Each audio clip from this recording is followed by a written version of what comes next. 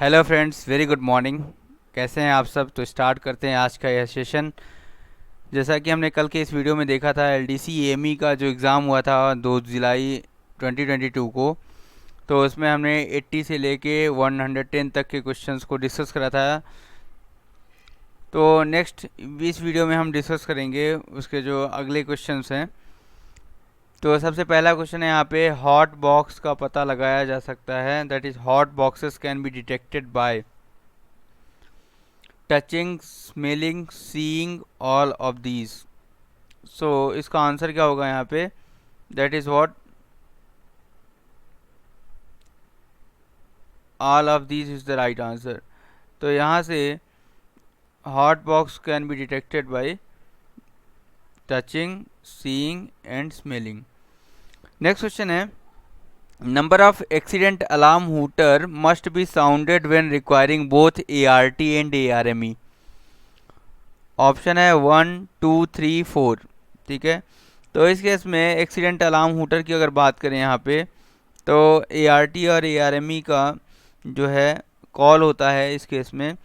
तो जब भी टू लॉन्ग ब्लास्ट होगा 45 सेकेंड ड्यूरेशन का with 5 seconds break in between, तो इस केस में एक्सीडेंट्स इन लोको सेट्स और ट्रैफिक यार्ड्स होगा और होम स्टेशन पर होगा यह, और इस केस में एआरटी की ज़रूरत रहेगी।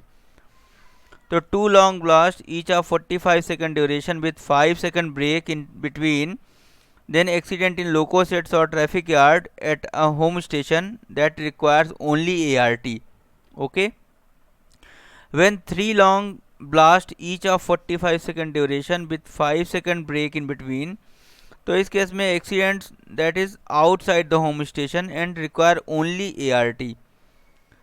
When four long blast each of 45 second duration with 5 second break in between, then accidents require both ART and ARME.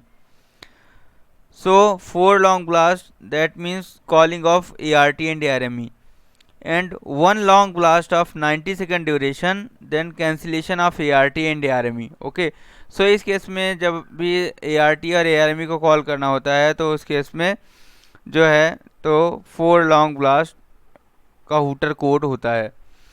Next है यहाँ पे, the voltage used in a train lighting system. काफ़ी important question है कि voltage कौन सा use किया जाता है यहाँ पे, तो 110 वोल्ट यूज़ करते हैं। That is option number A is the right answer. 110 volt is use for train lighting. Next है, the diameter of bogie mounted air brake cylinder, that is BMBC, is a 8 inch. Option number B is the right answer, that is 8 inch. Next है question number 76 की बात करेंगे, the root radius of flange in new wheel in coaching stroke. Coaching stroke लिखा है यहाँ पे, coaching stock इस, तो रूट रेडियस ऑफ फ्लेंज जो होगा नए व्हील का वह कितना होता है? 16 आर होता है, 16 आर होता है, और 16 आर से 13 आर हो जाता है तो वह कंडेम कंडीशन में कहलाता है। ओके, सो नेक्स्ट क्वेश्चन पे आते हैं अपन, maximum speed of C class ODC in BG broad gauge in KMPH। Okay, तो ओडीसी जैसा कि आपको पता है ओवर डायमेंशन कंसाइनमेंट होता है। इसमें दो चीज़ें रहती हैं, नेट क्लियरेंस और ग्रॉस क्लियरेंस। नेट क्लियरेंस को हम हमेशा जो है तो मूविंग कंडीशन या रनिंग कंडीशन में देखते हैं, और उसमें क्लियरेंस किसका होता है? That is maximum clearance between consignment and fix structure.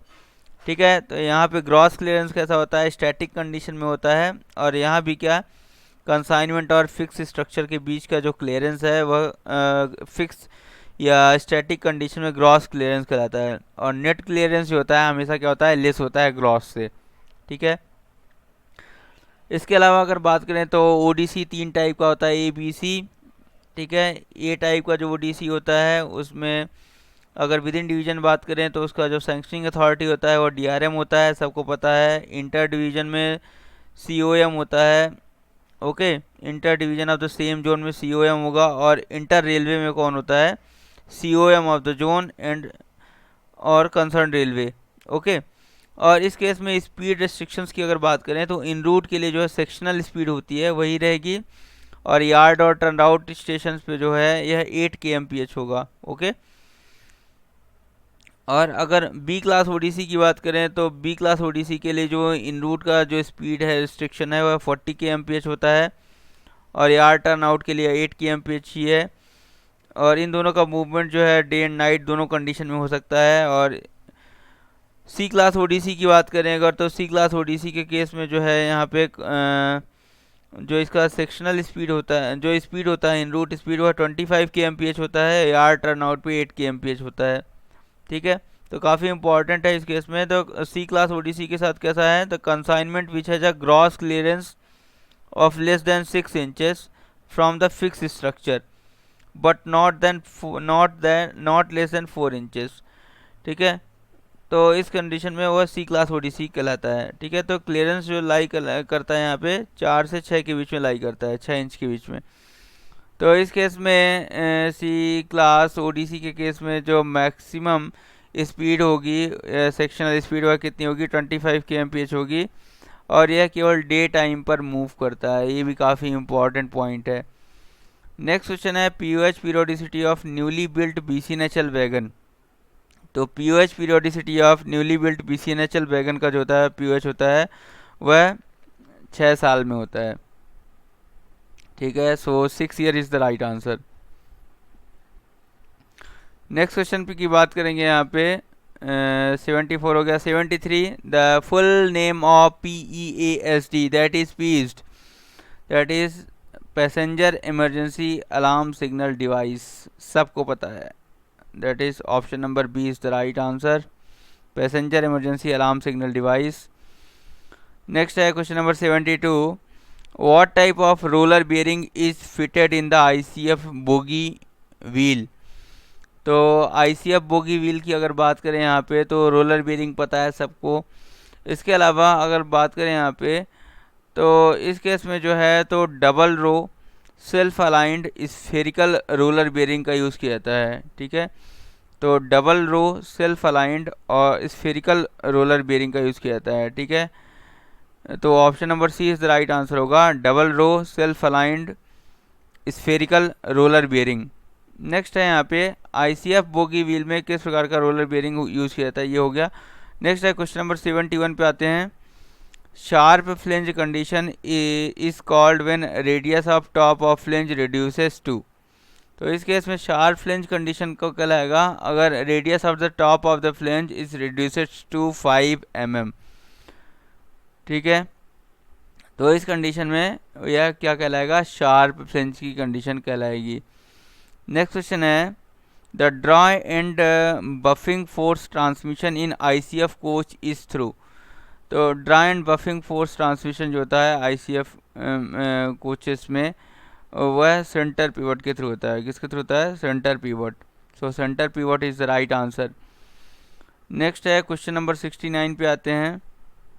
Break power certificate issued for the premium end to end rakes will valid for. तो BPC की बात करें अगर तो इस केस में जो है वह 12 प्लस माइनस नहीं 12 प्लस 3 डेज़ के लिए होगा, माइनस नहीं होगा यहाँ पे, 12 प्लस 3 डेज़ के लिए यह जो प्रीमियम रेक का BPC है वह वैलिड होगा। इसके अलावा स्पेशल प्रीमियम रेक की भी बात की गई थी अभी हाल फिलहाल में, तो जो कि 20 प्लस 5 डेज़ के लिए होगा और वह ट्विन पाइप के साथ चलेगा। ठीक है, और 100% BPC 100% ब्रेक पावर के साथ चलेगा। इसके अलावा यह 12 प्लस 3 और जो है मिनिमम 95% ब्रेक पावर के साथ रहता है प्रीमियम रेक, जबकि स्पेशल प्रीमियम रेक जो होता है वो BCN का वह 20 प्लस 5 डेज़ के लिए 100% brake power with twin pipe के साथ चलेगा। नेक्स्ट है all the originating point minimum brake power percentage for of premium end to end rake. ठीक है, तो at the originating point minimum brake power of premium end to end rake का जो होगा वह कितना होगा, that is premium end to end rake का 95% मिनिमम ब्रेक पावर होगा। ठीक है, प्रीमियम रेक का एट ओरिजिनेटिंग स्टेशन जो है premium end to end rake का जो ब्रेक पावर होगा वह 95% होगा। नेक्स्ट है यहाँ पे the effective pressure in brake cylinder of freight stock during full service application. तो ड्यूरिंग फुल सर्विस एप्लीकेशन की अगर बात करें तो इस केस में जो प्रेशर ड्रॉप होता है हमारा ठीक है, अगर BP pressure 1.3 to 1.5 kg per centimetre square drop की जाता है तो इस केस में फुल सर्विस एप्लीकेशन कहलाएगा। और इस केस में जो ब्रेक सिलेंडर पर प्रेशर होता है effective pressure that is 3.8 plus minus 0.1 kg per centimetre square. So option C is the right answer. Next है minimum permissible buffer projection from head stock of a wagon. तो minimum permissible buffer projection होता है from head stock of a wagon is 635 mm, 635 mm। Okay, next question पे आते हैं। SS3 of LHV coaches is done. तो soft schedule 3 की अगर बात करें LHV कोचेस के लिए, तो सॉफ्ट शेड्यूल 3 जो होता है वो बेसिकली 6 ईयर्स और 24 लाख किलोमीटर जो भी पहले हो गया उस पर किया जाता है। ओके, नेक्स्ट क्वेश्चन पे आते हैं। The name of shock absorber connected between bogie and car body. तो बोगी और कार बॉडी के बीच में LHV कोचेस में कौन सा डैम्पर का यूज़ किया जाता है शॉक ऑब्जर्वर का, that is yaw damper. Okay, question number 64 attempt हो गया। क्वेश्चन नंबर 63 पे आते हैं। The condemning limit of LHB wheel dia. तो 813, 839, 855, 854। तो 855 इज़ द राइट आंसर। ठीक है, option number C is the right answer, that is 855। Next question पे आते हैं। Question number 62, frequency of D3 schedule. तो D3 शेड्यूल का जो होता है बेसिकली वह कब होता है 6 मंथ प्लस माइनस 15 डेज का होता है D3 शेड्यूल। ओके, तो इस तरह से जो है option C will the right answer. जो LHB कोचेस हैं उसमें भी D1, D2, D3 शेड्यूल होता है, तो वह basically 6 month plus minus 15 days पे किया जाता है।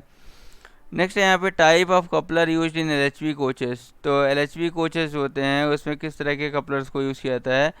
So S type tight lock coupler is used, S type tight lock coupler is used for LHB coaches.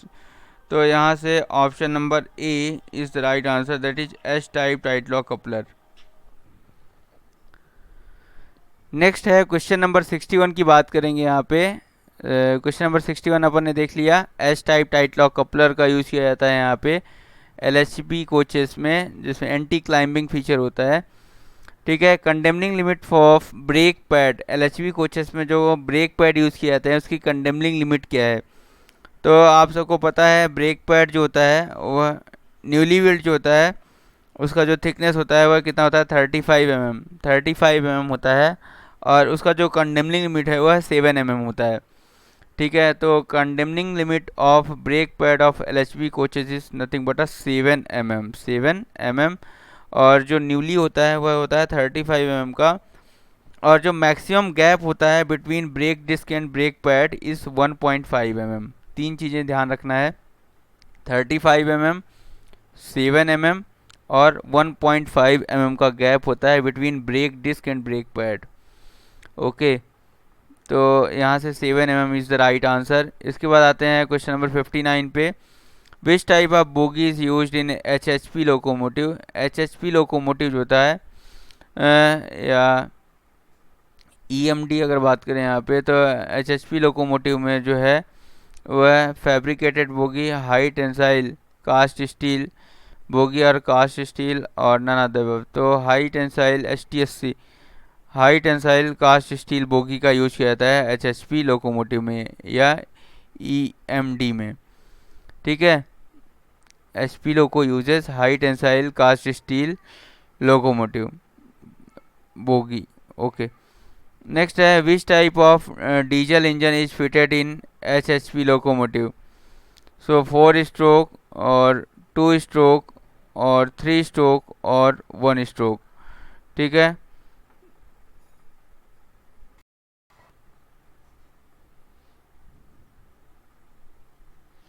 Next question है which type of diesel engine is fitted in HHP locomotive और GM locomotive. तो basically 4 stroke, 3 stroke, 1 stroke, 2 stroke. तो diesel engine जो HHP locomotives में होते हैं वह 2 stroke होते हैं। तो option number D is the right answer, that is 2 stroke diesel engine is used in HHP locomotive और GM लोकोमोटिव। नेक्स्ट है HHP लोकोमोटिव में किस प्रकार का डीजल इंजन लगाया जाता है, ये अपने देख लिया। The shape of BOBO bogie frame resembles to English alphabets. तो BOBO बोगी फ्रेम जो होता है वह अल्फ़ाबेट लाइक H से रिजेंबल करता है, तो यह आंसर होगा इसका ऑप्शन नंबर डी। नेक्स्ट है which type of suspension in WDM3A loco bogie has. तो डबल स्टेज सस्पेंशन का यूज़ होता है, ठीक है। WDM2 में सिंगल स्टेज होता है। Which type of suspension in WDM3A loco bogie, so double stage suspension का यूज़ किया जाता है। नेक्स्ट है what is the unit of SFC specific fuel consumption.